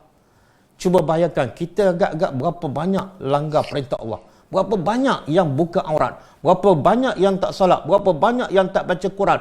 Berapa banyak yang hidup berpandukan nafsu. Dan bukan sekali, berkali-kali, berhari-hari, bertahun-tahun. Maka patutlah Allah timpa musibah, dan bila timpa musibah, sedarlah diri. La'allahum yarji'un. Rujuklah kembali. Muhasabah diri kita. Apa salah aku sebenar? Jangan nampak musuh. Musuh itu kerja dia. Kalau kita duk attack orang Yahudi, kita akan buang masa je. Macam kita duk kutuk pencuri lah. Kenapa pencuri ni asyik mencuri je? Kenapa syaitan ni asyik duk hasut aku? Tak reti penat ke syaitan ni? Kita buang masa je. Memang itu kerja dia. Syaitan ditugaskan, innahu lakum aduwwum mubin. Syaitan memang musuh kita 24 jam. Kalau duk kutuk syaitan, kita buang masa dan kita masuk perangkap syaitan dan iblis. Wallahu alam. InsyaAllah, itulah baik. Jazakumullah khairan jazak. Terima kasih banyak Ustaz. Saya pick lagi beberapa soalan Ustaz. Daripada An-Nazirin Eli, dia kata macam mana dengan mati disebabkan ambil vaksin COVID-19 Ustaz, sedangkan dah bagi tahu vaksin tu memang dah tunjuk kemudaratan pada orang-orang yang dah ambil. Ini soalan daripada penonton kita lah, An-Nazirin Eli. Boleh ulang soalan? Tak clear. Soalan dia, macam mana dengan mereka yang mati disebabkan ambil vaksin COVID-19, sedangkan dah bagi tahu vaksin tu memang dah tunjuk kemudaratan pada orang-orang yang dah ambil. Sebenarnya tak mungkin manusia mati kerana vaksin. Tak mungkin. Mustahil. Sebab Allah dah beritahu manusia mati apabila sampai ajalnya. Itu kena betulkan fahaman. Itu akidah tu. Bila Allah sampaikan ajal seseorang, tak ambil vaksin pun mati. Dan bila Allah tak sampaikan ajal dia, ambil 10 vaksin pun, Allah tak nak bagi mati, tak mati. Jadi, betulkan akidah kita. Jangan takut pada vaksin, tapi takutlah pada azab Allah. Takutlah pada dosa. Kita dah solat lambat dah sekian lama. Kita solat tak khusyuk, tak takut. Tiba-tiba takut pada vaksin, takut mati. Ya Allah, Allah dah sebut, bila فَإِذَا جَاءَ أَجَلُهُمْ لَا يَسْتَأْخِرُونَ سَاعَةً وَلَا يَسْتَقْدِمُونَ. Bila ajal kamu sampai, maka tidak akan dilewatkan walaupun satu saat dan tidak dipercepatkan. Berapa ramai yang mati ratusan ribu sebelum vaksin sampai. Cuba banding nanti ya, masa vaksin sampai dengan sebelum. Peratus kematian meningkat tak? Cuba buat kajian. Jadi kenapa nak takut pada vaksin? Dan itu sebenarnya hak kita. Hak kita ialah untuk tidak mengambil. Hak kita untuk tidak mengambil vaksin. Jadi sepatutnya kalau kerajaan Islam dan Melayu, jangan paksalah. Kalau kerajaan Islam dan Melayu, paksalah masyarakat tadabbur Al-Quran. Itu vaksin yang paling mujarad. Untuk menyelesaikan bukan COVID-19 saja, tapi untuk menyelesaikan masalah yang jauh lebih besar, iaitu untuk selamatkan manusia daripada azab neraka. Wallahu alam. Betul, insyaAllah. Baik Ustaz, saya pick lagi satu soalan daripada Zaini Syafi'i. Dia kata, adakah berdosa Ustaz jika seseorang itu tidak patuh SOP COVID-19? Sebagai contoh, seperti tak memakai face mask di tempat awam. Kalau kita tengok dah diwajibkan 1 Ogos tahun lepas, kerajaan mewajibkan pemakaian face mask ni. So dia kata, adakah berdosa kalau tak patuh SOP tu? Okey, dia SOP yang ditetapkan sekarang tidak ada dalam Quran, tidak ada dalam hadis secara spesifiknya. Tapi Allah bagi kaedah umum dalam Al-Quran, dalam surah Al-Baqarah. Allah kata, wala tuhliku biaidikum ila tahlukah. Jangan kamu campak diri kamu ke dalam kebinasaan. Itu kaedah umum. Apa saja yang memudaratkan kita, maka hukumnya haram. Jadi katalah ditetapkan SOP, dan kalau kita tak patuh membawa mudarat sama ada kepada kita ataupun orang, maka hukumnya kalau kita tak patuh berdosa. Dan apatah lagi kalau SOP itu ditetapkan oleh pakar-pakarnya, contohnya daripada KKM kan. Allah kata fasalu ala zikri in kuntum la ta'lamun. Kita tak tahu. Dalam kadang-kadang bab agama kita suruh orang rujuk bab agama, Tapi dalam bab kesihatan, kita suruh rujuk pada ustaz. Jadi terbalik kaedah kita kan. Kalau kita nak baiki kereta, kita pergi tanya makcik yang goreng pisang. Orang kata kita gila kan. Tapi dalam bab ni, kesihatan apa semua, kita kata rujuk pada ulama'. Betul lah, ulama' boleh lah. Tapi dalam bab-bab kesihatan apa semua, kena rujuk. Allah kata, fas'alu ahla zikri in kuntum la ta'lam. Kalau dia ada perancangan, dia ditipu, itu masalah dia dengan Allah. Itu masalah dia dengan Allah. Kita patuh je lah. Patuh je lah. Lagi pula kalau kita patuh tak berdosa pun dan tak rugi apa-apa pun. Tak rugi apa-apa pun. Cuma saya nak sebut satu lah. Ada yang suka patuh, ada yang tak suka patuh. Sebenarnya, kalau orang ni dia patuh pada perintah Allah, daripada A sampai Z, yang besar yang kecil, maka kalau tengok benda tu memudaratkan, automatik dia akan patuh walaupun tanpa arahan. Walaupun tanpa arahan. Tapi kalau dia jenis melanggar perintah Allah, dia akan langgar je perintah manusia. Perintah Allah pun dia langgar, perintah manusia kacang je. Wallahu alam. Masya Allah, itu dia. Ni yang jenis tak pakai mask ni. Dia dah lama 10 tahun mengumpat kan. Jadi mask tu bagi tutup kira. Dia tutup pun mengumpat juga. Allahu Akbar. Baik Ustaz. Terima kasih banyak Ustaz atas jawapan yang diberikan. So kita harap kepada anda yang menonton, soalan tadi bukan soalan yang last lah sebab terlalu banyak sangat soalan, so kita tak boleh nak jawab semua sebab masa pun tidak mengizinkan. Cuma mungkin last Ustaz sebelum kita pergi kepada khulasah ataupun rumusan daripada topik yang kita bincangkan pada hari ini berkenaan dengan COVID-19, adakah ia musibah ataupun nikmat. Kita nak tahu juga, tadi Ustaz sebut berkenaan dengan apa yang Allah hadirkan ni, musibah ni sebagai ujian. Mungkin kita nak kaitkan juga dengan saudara-saudara kita yang mungkin sedang ada yang bertarung nyawa juga dengan dari sudut kehidupannya juga berada di fasa yang sangat genting juga untuk rakan-rakan ataupun saudara-saudara kita yang berada di Syria. So bagaimana Ustaz kalau boleh kita dikaitkan musibah, contoh ialah macam tadi ada orang sampai satu tahap dengan apa yang berlaku dekat Malaysia dalam masa setahun ni pun, ada yang dah sampai rasa nak bunuh diri, ada yang sampai depression dan sebagainya. So bagaimana sebenarnya Ustaz kalau kita tengok dengan rakan kita di Syria yang lama dia punya proses ujian yang Allah hadirkan tu, tetapi dia orang punya, kalau kita tengok video-video ada yang sampai boleh mungkin senyuman lagi. So mungkin ada tips juga bagaimana nak positif ketika mana kita mendepani musibah itu sendiri. Okey. Sebab itulah dalam satu hadis Nabi kata, salah satu tips untuk kita menghadapi musibah ni ialah tengoklah orang yang lebih teruk daripada kita. Bila kita tengok orang lebih teruk daripada kita, maka hati kita akan tenang, hati kita akan mudah untuk redha dan sabar. Sebab apa? Kenapa aku nak mengamuk ni? Orang yang dah lama hilang pekerjaan. Orang di Syria dah lama hilang rumah, bukan setakat pekerjaan, rumah duduk dalam kemah bertahun-tahun. Jadi aku ni tak bersyukur ke? Hilang pekerjaan, rumah masih ada, isteri masih ada, air masih bersih. Ya Allah, mereka tu air kotor, tandas pun masuk dalam kemah apa semua. Kenapa kita jenis tak bersyukur pada Allah?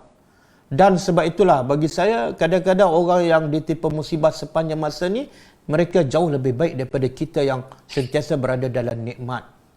Tengok macam Pio Azhar bagi tahu, mereka boleh senyum, mereka boleh gelak walaupun rumah tak ada, walaupun pekerjaan tak ada. Tapi Allah dah janji rezeki. Kerja tak ada tapi boleh hidup. Rumah tak ada tapi sihat wal afiat. Rezeki datang daripada Malaysia, rezeki datang daripada mana-mana. Sebenarnya Allah yang gerakkan kita untuk hantar rezeki orang di sana. Sebab apa? Sebab mereka ditimpa musibah dan mungkin sebab mereka bertakwa kepada Allah.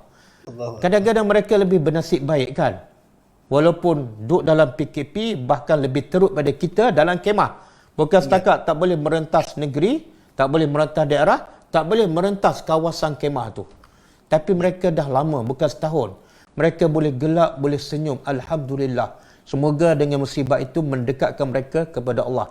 Semoga dengan musibah yang menimpa mereka menjadikan mereka lebih tabah, lebih redha dan lebih sabar menghadapi apa saja musibah yang menimpa mereka. Jadi, saya yakin kalau kita mula tadabbur Al-Quran, kita faham apa yang Allah nak bagi tahu satu persatu. Kemudian kita baca pula kisah-kisah para nabi dahulu yang disebut dalam Quran. Lagi dahsyat mereka diuji, maka hati kita akan jadi tenang. hati kita akan jadi redha. Sebab tu Allah kata, ala bi zikrillahi tatmainnul qulub. Bukankah hanya dengan berzikir pada Allah jiwa kamu tenang? Zikir pada Allah ni, antara zikir yang paling besar ialah tadabbur Al-Quran. Ramai orang faham zikir ni subhanallah, subhanallah. Ramai yang berzikir subhanallah tapi lepas tu mengamuk. Sebab apa? Sebab zikir yang paling besar, yang paling penting, faham Al-Quran dan taat pada Allah. Itu zikrullah yang paling besar. Adapun subhanallah itu datang yang kedua, yang ketiga. Berapa ramai yang tak pada perintah Allah tapi mulut berzikir. Maka zikir tu tak ke mana. Zikir mesti datang dengan rasa cinta kepada Allah. Dan bila kita cinta, kita sentiasa taat. Dan bila kita taat, mulut kita akan sentiasa keluar zikrullah. Apa-apa aja, alhamdulillah. Bila ada musibah, alhamdulillah ala kulli hal. Kita tak pernah merungut. Bila tu? Bila kita sentiasa dipandu oleh Al-Quran. Jadi saya yakin Allah sayang pada umat kita di Malaysia, umat Islam di Malaysia. Jadi sebab tu Allah bagi musibah. Cuma kadang-kadang kita tak boleh memahami. Sebab mungkin kita baru kan. Macam orang Syria dah lama dah. Sebab tu juga saya nak sebut, banyak Allah cerita kisah para Nabi dalam Al-Quran, antaranya kisah Nabi Musa. Apa tujuan? Sebenarnya Allah nak hiburkan hati Nabi Muhammad. Apa yang menimpa kamu? Kamu dihalau, diletak isi perut unta, dibaling batu sampai berdarah, diperangi, berdarah semua. Cuba tengok kisah Nabi Musa. Cuba tengok kisah Nabi Ibrahim. Lagi terukkan. Maka cerita dalam Quran hiburan kepada Nabi. Menjadikan Nabi lebih tenang, menjadikan Nabi lebih reda menghadapi apa saja musibah. Sebab tu bila Nabi pergi ke Taif, dia baling batu, Nabi boleh senyum, Nabi boleh angkat tangan. Sebab apa? Sebab Nabi faham, setiap kali musibah menimpa, darjah Nabi semakin tinggi, semakin tinggi. Ada al-abidat, wanita-wanita yang suka beribadat. Bila tangannya luka berdarah, mukanya senyum. Jadi orang bertanya, tangan kamu berdarah tu, sepatut muka kamu berkerut, sepatut kamu menangis. Macam mana luka di tangan, darah mengalir, muka boleh senyum? Jawapannya ialah halawatu al-ajri, kemanisan pahala yang Allah nak bagi, ansatni, melupakan aku, mararati as-sabri, kepahitan kesabaran. Jadi aku bukan tengok luka ni, aku tengok Allah sedang memberi pahala kepada aku. Saya bagi analogi lah. Kalau bos kita bagi surat naik pangkat. Dia kata ini surat naik pangkat, tapi sebelum dia bagi penampas biji. Kita nak senyum ke nak marah kepada bos? Boleh jawab tak?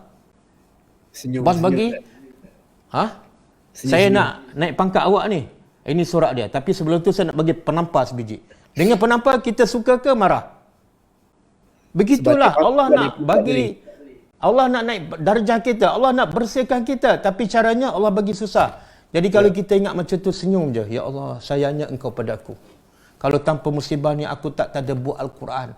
Aku duduk dalam baca je, taranum je, khatam je. Wallahu alam. InsyaAllah, itu dia. Dan tuan-tuan dan puan yang sedang menonton, terima kasih jazakumullah khairan jazak diucapkan kepada Ustaz atas jawapan yang diberikan. Sambil itu saya nak maklumkan juga kepada anda semua, mungkin mungkin kepada anda yang mungkin nak sama-sama membantu rakan-rakan kita di Syria, boleh terus ke website syriacare.org.my, boleh sumbang untuk tabung misi kemanusiaan Syria Care Malaysia untuk rakan-rakan ataupun saudara-saudara kita di sana, insya-Allah. Baik Ustaz, kita pun dah sampai ke penghujung sebab masa sangat-sangat mencemburui, sedar-sedar dah hampir 10.30 dah, sebab rasa macam banyak lagi soalan-soalan yang kita nak tanya Ustaz, kita nak dapatkan jawapan daripada Ustaz. Mungkin insya-Allah kalau ada kedepangan masa, kita adakan di lain waktu dan lain ketika, insya-Allah.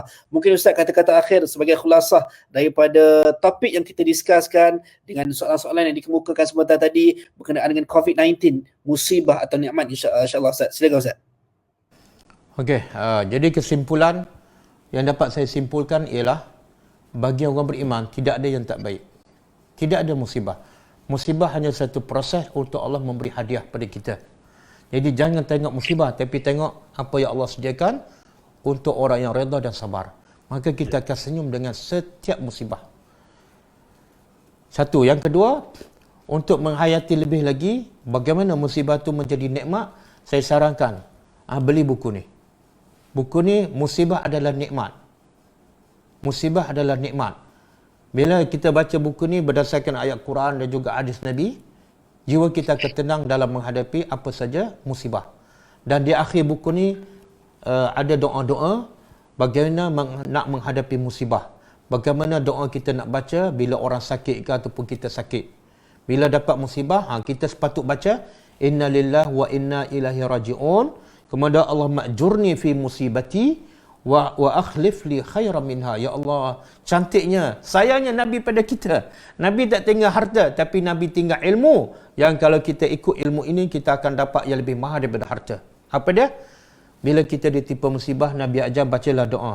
Inna lillahi wa inna ilaihi raji'un. Sesungguhnya kita semua adalah milik Allah dan kita semua kembali kepada Allah. Musibah ke tak musibah, fikir satu benda yang lebih besar daripada musibah, iaitu musibah kita balik pada Allah. Ada tak amalan? Cukup tak amalan? Kemudian Nabi ajar lagi, Allah ma'jurni fi musibati. Ya Allah, bagilah pahala dalam musibahku ni. Walaupun musibah, tapi peluang untuk aku dapat pahala. Peluang untuk aku dapat redha engkau, ya Allah. Kadang-kadang aku salat tak khusyuk. Kadang-kadang payah nak bangun malam. Maka ini peluang untuk aku dapat redha engkau tanpa perlu bangun malam. Tanpa perlu aku bersedekah ribu-ribu. Tapi engkau bagi musibah sebab engkau nak bagi yang lebih mahal daripada pahala salat malam. Apa dia? Iaitu pahala orang yang sabar. Yang engkau janjikan, innama yuwaffas sabiruna ajrahum bighairi hisab. Allah kata sesungguhnya pahala orang yang sabar akan diberi tanpa had. Ya Allah. Kita duk fikir hilang kerja yang gaji 3,000, yang gaji 30,000. Tapi kita terlepas gaji di sisi Allah yang tidak ada limit. Bukan 3 juta, bukan 3 bilion. Tidak ada had. Kita terlepas pahala tu, kita tak kisah. Tapi kita hilang pekerjaan, dipotong gaji, kita kecoh satu dunia. Sebab kita tak tahu siapa yang bagi musibah. Dan apa yang disediakan untuk kita bila kita redha dan sabar menghadapi ujian tersebut. Kemudian Nabi ajar lagi, jadikan pahala ni, jadilah musibah ni sebagai peluang untuk aku dapat pahala. Yang kedua, wa akhlif li khairan minha, dan gantilah dengan musibah ni yang lebih baik. Aku hilang pekerjaan, tapi gantilah yang lebih baik. Kadang-kadang dengan ketenangan. Selama ni aku bekerja sebelum ada PKP, sebelum COVID-19, aku asyik kerja dunia je, tak tenang. Tak ada masa nak berehat, tak ada masa nak berkeluarga, tak ada masa nak tadabbur Al-Quran. Solat aku lintampukan. Ya Allah, jadilah musibah ini dengan aku diganti dengan lebih baik daripada musibah. Hilang pekerjaan. Aku dapat kemanisan iman. Dan Nabi ajar doa ni kepada Ummu Salamah yang kematian suaminya. Maka Ummu Salamah cukup yakin dengan Allah dan Rasul. Bila Nabi ajar, terus dia amalkan, dia tak simpan. Kita berapa banyak kita belajar daripada Quran, daripada hadis, tapi kita tak amalkan. Sebenarnya itu masalah kita. Kurang keyakinan pada janji Allah dan Rasul. Tapi kalau manusia cakap, SOP ke terus patuh. Ya Allah janji ini, dan Allah tak pernah mungkin janji, kita tangguh. Ummu Salamah bila Nabi bagi doa ni, terus dia baca. Dan Allah makbulkan doa dia. Akhirnya Allah ganti suaminya dengan yang lebih baik pada suaminya yang meninggal, Abu Salamah. Iaitu Rasulullah. Ya Allah. Baca doa ni. Apa saja musibah, baca doa ni. Inna lillahi wa inna ilaihi raji'un. Allah ma'jurni fi musibati wa akhlif li khairan minha. Ramai orang tak baca doa ni. Habis-habis tinggi, inna lillahi wa inna ilaihi raji'un. Itu yang apa dulu kini selama-lama. Jadi kalau nak doa ni, boleh beli buku ni. Musibah adalah nikmat kerana ia adalah rawatan ilahi. Penulisnya adalah yang sedang bercakap ni. Harganya paling murah, RM4 je. Harganya RM4 saja. Boleh order melalui cara nak dapatkan, mungkin boleh kongsikan juga Ustaz, cara kalau mereka nak dapatkan. Nak dapatkan boleh kontak staf Ghulam Ad-Da'wah Izdiharuddin. Ramai yang dah tahu tu. InsyaAllah. Okey, wallahu alam. Apa yang baik daripada Allah, apa yang tidak baik daripada saya, dan sekiranya ada terkasar tersilap, saya minta maaf. Baik, jazakumullah khairan jazak diucapkan kepada bagi Al-Fadhil Ustaz wa anta jazakallahu khairan. Dengan apa yang kita dapat pada malam ni, moga-moga sedikit sebanyak menjadi satu turning point untuk kita terus nak berusaha. Tambah-tambah kita baru saja masuk, kita masih lagi di bulan Januari untuk tahun 2021, di fasa tahun baru ni juga. Saya yakin dan percaya kita juga ada azam baru untuk kita jadi tahun ini kita nak hiaskan dengan diri kita menjadi lebih baik daripada tahun yang sebelumnya. kita tak nak ataupun kita nak elakkan daripada kita menjadi manusia yang lebih teruk daripada tahun yang sebelumnya, insyaAllah. Mungkin dalam masa yang sama saya nak minta juga kepada admin untuk mungkin boleh tulis di ruangan komen untuk nombor telefon ya bagi mereka-mereka yang mungkin nak dapatkan buku tadi tu.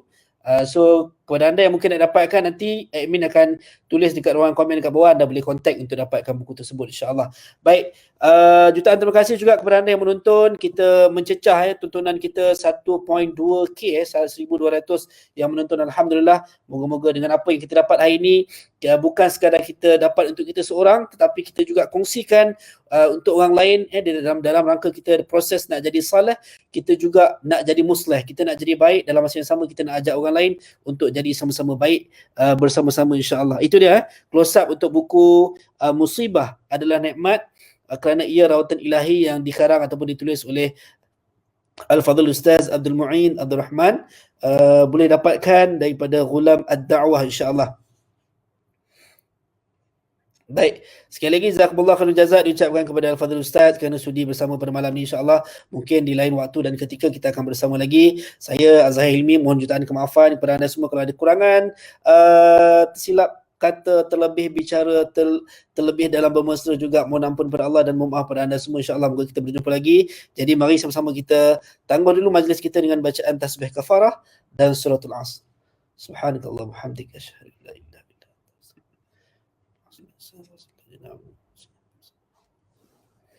Assalamualaikum warahmatullahi wabarakatuh. Bismillahirrahmanirrahim. Allahumma lakal hamdu hamdan katsiran tayyiban kama yanbaghi li jalali wajhika wa li 'azimi sultanik. Allahumma lakal hamdu fil ula wa lakal hamdu fil akhirah. اللهم إنك تعلم بأن لنا إخوة على وجه البسيطة وخاصة في ماليزيا أعانونا بما استطاعوا، فأعنهم يا أرحم الراحمين عند نزول البلاء بأهل سوريا، وقد انتشر عندهم مرض الكورونا يا الله. اللهم وأصبحوا في شدة وخوف وبلاء. أنت من يدفع الضراء وأنت من يزيل الوباء. اللهم أبدل خوف المسلمين السنة وخاصة في ماليزيا أمنا. اللهم أبدل خوف المسلمين أهل السنة وخاصة في ماليزيا أمنا. اللهم أبدل خوف المسلمين السنة وخاصة في ماليزيا أمنا. يا الله اللهم أبدل ضراء أهل ماليزيا سراء. اللهم أبدل شدة أهل ماليزيا رخاء. اللهم احرسهم بعين عنايتك التي لا تنام. اللهم يا أرحم الراحمين أحرسهم.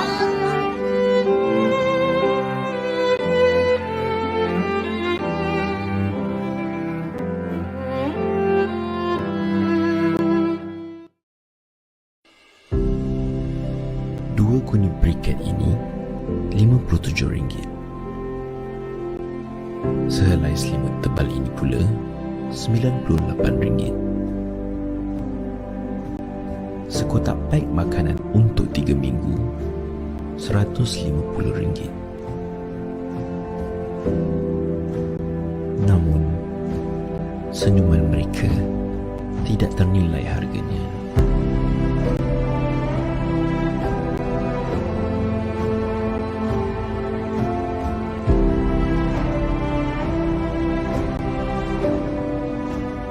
Bersama Siracare, kita bantu